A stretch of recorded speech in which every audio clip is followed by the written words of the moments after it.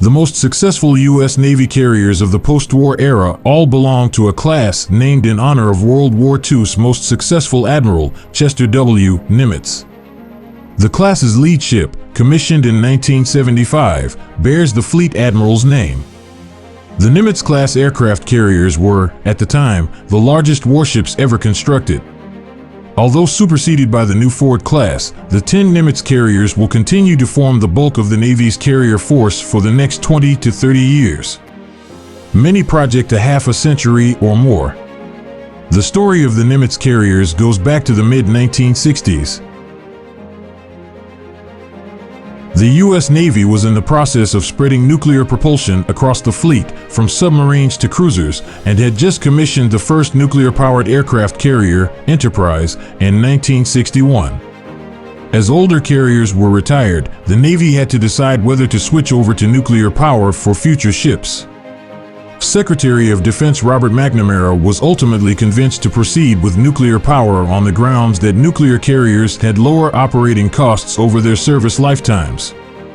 He ordered the construction of 3 nuclear-powered carriers. The result was the Nimitz class. Its first ship was laid down on June 22, 1968. The ship built on the Navy's prior experience with both conventionally powered supercarriers and the Enterprise. The Nimitz retained the layout of previous carriers, with an angled flight deck, island superstructure, and 4 steam-powered catapults that could launch 4 planes a minute. At 1,092 feet, she was just 24 feet longer than the older Kitty Hawk, but nearly 19,000 tons heavier. More than 5,000 personnel are assigned to Nimitz carriers at sea, with 3,000 manning the ship and another 2,000 in the air wing and other positions. Lower operating costs were not the only benefits of nuclear power. Although nuclear-powered carriers have a maximum official speed of 30+ knots, their true speed is suspected to be considerably faster. Nimitz and her sister ships can accelerate and decelerate more quickly than a conventional ship and can cruise indefinitely. Like Enterprise, it is nuclear-powered, but it also streamlined the number of reactors from 8 to 2. Its 2 Westinghouse A4W reactors can collectively generate 190 megawatts of power, enough to power 47,500 American homes. Finally, nuclear propulsion reduces a carrier battle group's need for fuel. Of course, the real strength of a carrier is in its air wing. The carrier air wings of the Cold War were larger than today's. During the 1980s, a typical carrier air wing consisted of 2 squadrons of 12 F-14 Tomcat air superiority fighters, 2 squadrons of 12 F/A-18 Hornet multi-role fighters, 1 squadron of 10 A-6 Intruder attack bombers, 1 squadron of 4 to 6 E-2 Hawkeye airborne early warning and control planes, 10 S-3A Viking anti-submarine planes, 1 squadron of 4 EA-6B Prowler electronic warfare planes, and a squadron of 6 SH-3 anti-submarine helicopters. With slight variations per carrier and per cruise, the average Nimitz-class carrier of the Cold War carried between 85 and 90 aircraft. Today the carrier air wing looks quite different.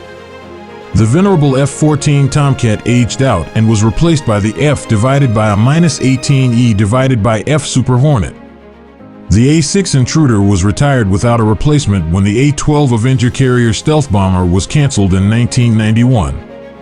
The S-3A Viking was retired in the 2000s, and the EA-6B Prowler was replaced by the EA-18G Growler electronic attack aircraft. This resulted in a smaller carrier air wing of approximately 60 planes without dedicated fleet air defense, long-range strike and anti-submarine warfare platforms. The Nimitz-class carriers have participated in nearly every crisis and conflict the United States has been involved in over the past 42 years. Nimitz was involved in the failed attempt to rescue U.S. Embassy personnel from Tehran in 1980, and a year later, 2 F-14s from Nimitz shot down 2 Su-22 fitters of the Libyan Air Force during the Gulf of Sidra incident in 1981. During the Cold War, Nimitz-class carriers conducted numerous exercises with regional allies, such as NATO and Japan, designed to counter the Soviet Union in wartime.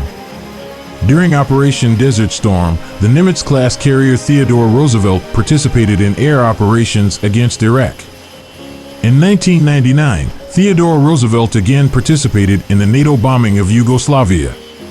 After September 11th, Carl Vinson and Theodore Roosevelt participated in the first airstrikes against the Taliban and Al-Qaeda. Since then, virtually all Nimitz-class carriers supported air operations over Afghanistan and both the invasion and subsequent occupation of Iraq. Over a 30-year period, 10 Nimitz carriers were built. The last, George H.W. Bush, incorporated the latest technology, including a bulbous bow to improve hull efficiency, a new, smaller, modernized island design, upgraded aircraft launch and recovery equipment, and improved aviation fuel storage and handling. The Nimitz-class carriers are a monumental achievement, an enormous, highly complex, and yet highly successful ship design. The ships will carry on the Nimitz name through the 2050s, with the entire class serving a whopping 80 consecutive years. That sort of performance and longevity is only possible with a highly professional, competent Navy and shipbuilding team.